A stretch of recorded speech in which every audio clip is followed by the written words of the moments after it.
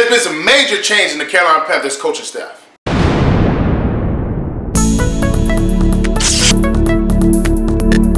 Subscribe to my channel and hit the bell icon so you never miss any video from my channel. Yo! Welcome to LCameraTV. Make sure you like, subscribe, and share this with cool things like Facebook and Reddit and Instagram and wherever else. And guys, don't forget to hit the bell notification, man. Hit the bell icon so you never miss a video. I upload randomly, so I don't want you guys to miss out. So definitely hit the bell icon, man. When you see squiggly lines, you know you have been notified. And guys, this is gonna be a longer video. Just to let y'all know. Just to preface my situation. But I want to talk a little bit about the Tampa Bay game. You know what I'm saying? Gonna go over the bullet points. But I'm also going to talk about some major changes that happened in the coaching staff. I'm going to talk about a certain player being out for the season, and just, you know, the culmination of how everything got to this point. So we got a lot to talk about, guys. So let's get started. So first, let's talk about Tampa Bay. Now the Tampa Bay game falls squarely on Cam Newton. He threw 4 picks. He played like trash.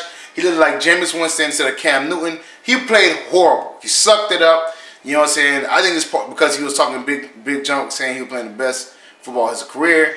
I think people, you know, the Tampa Bay took that as a challenge, and they answered the challenge. He sucked it up. You know what I'm saying? Reality check, and it happens. Usually it happens when, you know what I'm saying, somebody says some stupidness or says something, you know what I'm saying, to big themselves up. They get reality check. Just like Jalen Ramsey said, Josh Allen is not a good quarterback. Reality check. Josh Allen, you know, had a good game against him.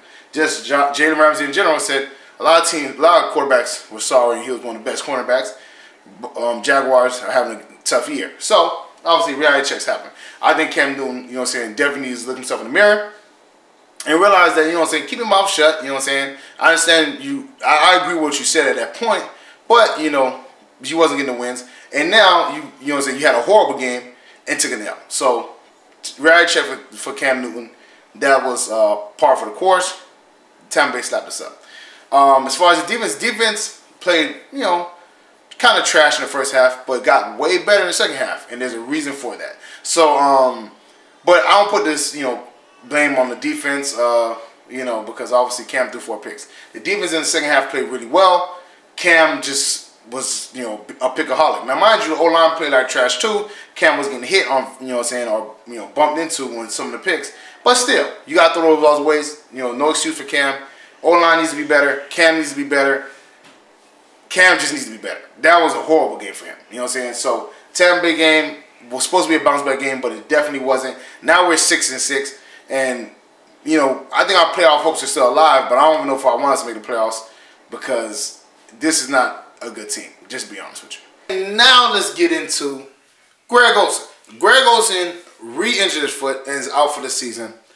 Not even surprised. He, you know, I say he should have just stayed on the foot anyways. He wasn't even used that much, you know what I'm saying, utilized that much anyways. I said stay off the foot. You know, obviously he didn't. He wanted to play. He didn't want to get the surgery. And now he broke it, probably even worse now. He's out for the season, obviously. He was limping on the field.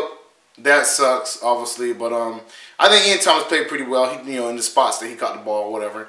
And hopefully Cam and him can make a, you know, build a relationship because Greg's on his way out. And I'm not going to lie, this foot injury seems like it's a nagging injury, and I don't know, Greg might want to think about retiring. And I like Greg Olsen. I don't want him to retire, but, you know, constant surgery on the same foot, especially in this situation, which he played on a broken or refractured or rebroken foot, I don't know how it's going to heal. I don't know if it's going to be able to heal right. So I wouldn't be mad if he was like, hey, man, you know, my foot is not the same. Hang it up. You know what I'm saying? Like, I like Greg. I'm a Greg fan. I don't want him to retire, but at the end of the day, bro, you got to do what's best for your health. And I don't know how his foot's going to be looking at this, especially playing on a broken foot. You know, I think they had to screw it in the first place, and now probably the screw, you know, broke or something. I don't know what happened to his foot, but it's not looking good. You know what I'm saying? He's out for the season. So hopefully Greg can, you know, get some, you know, doctor to look at his foot and see what's going on, and hopefully they can fix it. If they can't, you know what I'm saying, his career might be over. I would hate for his career to end like this, though, but, you know, sometimes it happens like that. Sometimes, you know, like look at Patrick Willis, you know, look at John Beeson. Both their careers ended through injury. Even Ryan Shazier. And Ryan Shazier is trying to make a comeback, but I don't know if any team will pick him up. But injuries, Cam Chancellor also. You know, injuries happen, and they ruin great players' careers. So, you know, hopefully Greg can get the foot situated. But I don't know, man. You know, it's from what I hear, it's always going to be a reoccurring thing with that foot. And I don't know if he wants to constantly go under the knife and go into surgery and get that foot repaired over and over and over again. So we'll see how that whole thing plays out. But one thing we do know for sure is that he's out for the season. Now let's get into one of the most interesting things that happened today.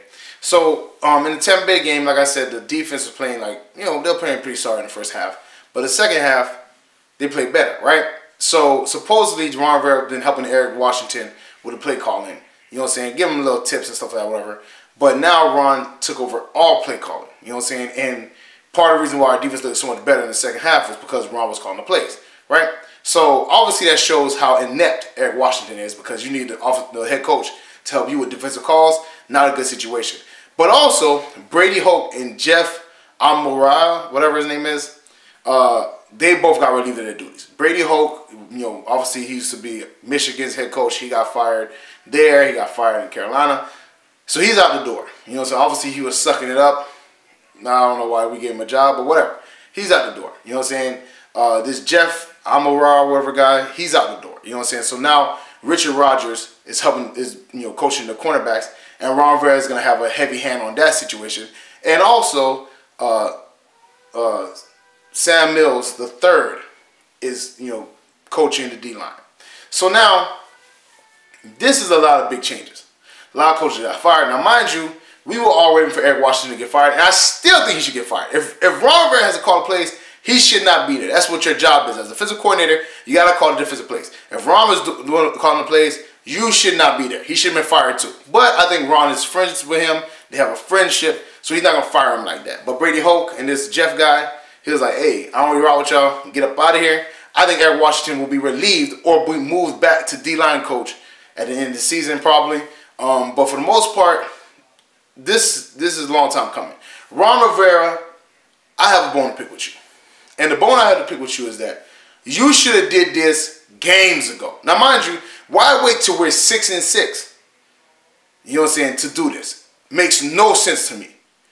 When we lost, when you see how badly the defense looked against the Steelers, you shouldn't be like, hey, tighten up.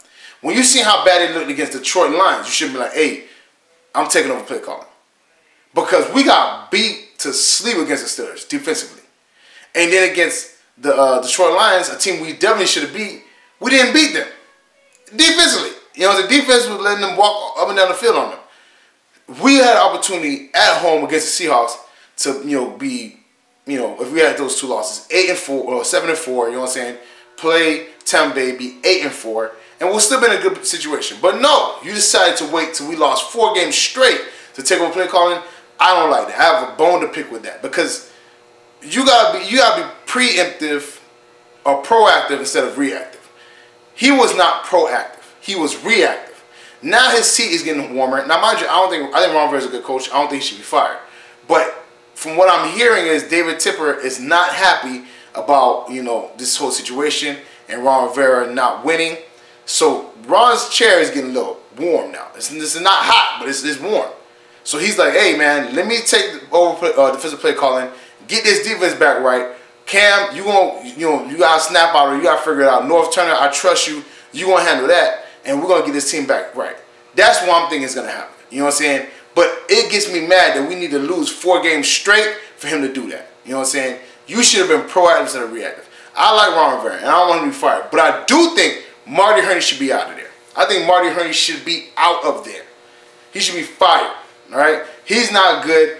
Ron Rivera, he's shown to do very well with the team he had.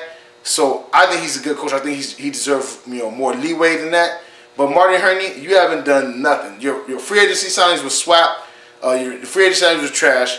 Your defense, your draft picks, the first 2 panned out, which is Dante Jackson and DJ Moore. But for the most part, and Ian Thomas is pretty good. But Rashawn Golden not even playing.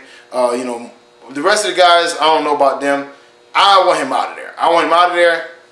Listen, he paid Denoris Cersei and all these, Ross Cocker, all these guys, and they're not even playing. Get him out of here. Fire him. You know what I'm saying? I want him out of there. I want Ron to stay. I want Marty Hurney out of there. Finally, I want to talk about why are we here? How did we get here from where we was? We were 6-2 in a great position to get to the playoffs, be the top wild card seed, maybe even, win the division depending on how we play the Saints. And now we're 6-6. We're in the hunt, you know what I'm saying, barely. But how do we get from there to here? And the problem is two things. Well, more than two things. But here's some of the problems, right? First, relying on veteran players instead of fortifying young players. We went and got Mike Adams, old. We went and got Julius Peppers, old. And I like Julius Peppers. I'm not such a big Mike Adams fan, but I like Julius Peppers. But instead of getting players to replace the position that we had holes in, we got veteran players and we forgot about the position. O-line, same situation. Michael Orr we got Michael Orr instead of drafting one. Then Michael Orr has concussions. We get Matt Khalil instead of drafting one. So we never fortified a position that we needed with young talent. So now it's biting us in the butt. Two, the reliance on your coaching system. Ron Rivera was 2 for 3. Sean McDermott was defensive player, no, defensive coordinator. He did great. He became a head coach. He moved up Steve Wilks. Steve Wilks, now mind you, that was Sean McDermott, you know what I'm saying, was their defensive coordinator. Steve Wilks was, I think, the cornerback coach, whatever. So Sean McDermott leaves. Steve Wilks get promoted. Okay, cool. Steve Wilks is the defensive coordinator. He does great. He leaves. So we thought, okay, now we use, you know, Sean McDermott was the defensive coordinator. He moved out of there. He became a head coach. Steve Wilks was a cornerback coach. He got, you know, promoted to defensive coordinator. He did great. We moved him out of there. Now we're going to get a D-line coach, make him do great. He moves out of there, and then we'll figure it out. That's not what he should have did. He should have got somebody better. Because now he moved Eric Washington. Eric Washington did not perform well. Eric Washington is not doing what he expected him to do. So now he's sucking up. Now he's doing defensive play calls.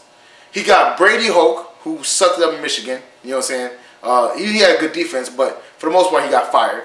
You got Brady Hoke as the defensive coordinator. He got this Jeff Imamura or whatever guy for cornerback coach. These guys sucked it up, and now they're both fired. Why do we not get proven defensive coordinators? Why? Should have got somebody. You know what I'm saying? Look at the Eagles. They got Jim Schwartz from the Lions. They fortify their defense. You know what I'm saying? There's tons of teams. Wade Phillips. All tons of teams that go out and get a head coach, a former head coach. Even there with Norv Turner. He got Norv Turner, who was a former head coach, to be his offensive coordinator. So why didn't you do that for the defense? You wanted Eric Washington to do it. And now you're stuck calling defensive plays when you should be worrying about timeouts, challenges, and everything like that. That was a mismanagement by Ron Rivera. So this has issues on every level. And the players are just not playing. And it's probably because they got tired of, you know, Brady Hoke and his foolishness. Maybe they got tired of this Jeff guy, whatever. Or they're just tired in general. I don't know what it is. But they stopped playing to their utmost. So we're going to see if this is going to change the scenario. Is it going to change the mindset? Because Ron is low-key playing for his job now. He's coaching for his job. Because like I said, his seat is getting warm now. So we'll see how this whole thing pans out. But we should have never, the mismanagement of, you know what I'm saying, key positions on the defense and offense, and, you know, us trying to do, you know, Ron trying to promote his coaching tree to head coaches is what got us in this situation. Well, that's it for me, guys. Make sure you like, subscribe, and share with cool things like Facebook and Reddit and Instagram and wherever else. And guys, get in the comment section, man. How do you feel about Greg Olsen being, you know, out for the season? How do you feel about the Tampa Bay game in general and as a whole? And how do you feel about the firings that happened? Do you think Eric Washington should be fired? I know a lot of you guys do. You know what I'm saying? Put that in the comment section. And do you think Brady Hoke and Jeff Imamura were just, you know, fall guys in this situation? So put that in the comment section below. Make sure you got get your LCameraTV shirts, hats, mugs, all types of cool stuff. The link's in the description below. Cop some apparel. If you cop some apparel, take a picture of it. You know what I'm saying? At me at LCamera25 on my Instagram. So I can, you know, so shout you out, show y'all some love. It makes a great Christmas gift. So definitely cop, you know what I'm saying? Cop some for the family, friends. Send it out there, man. Check out the Patreon page. Link is in the description below. Also, check out my dog Renan Steen's videos, man. Very funny dude, very talented. Like I said, more collabs coming on with me and him. So definitely be on the lookout for that. Shares with your Panther family, friends, my Panther related, my football related. Y'all already know what it is. LCameraTV, rock on Panther Nation rock on LCameraTV. Thank y'all for always showing love and tuning in. Even when we losing, y'all stay coming in deep. I rock with y'all, man. And all the fans of these other teams, you know, subscribe to whatever, but just know it's Panther Nation all day. I'm going to see y'all next time. Peace.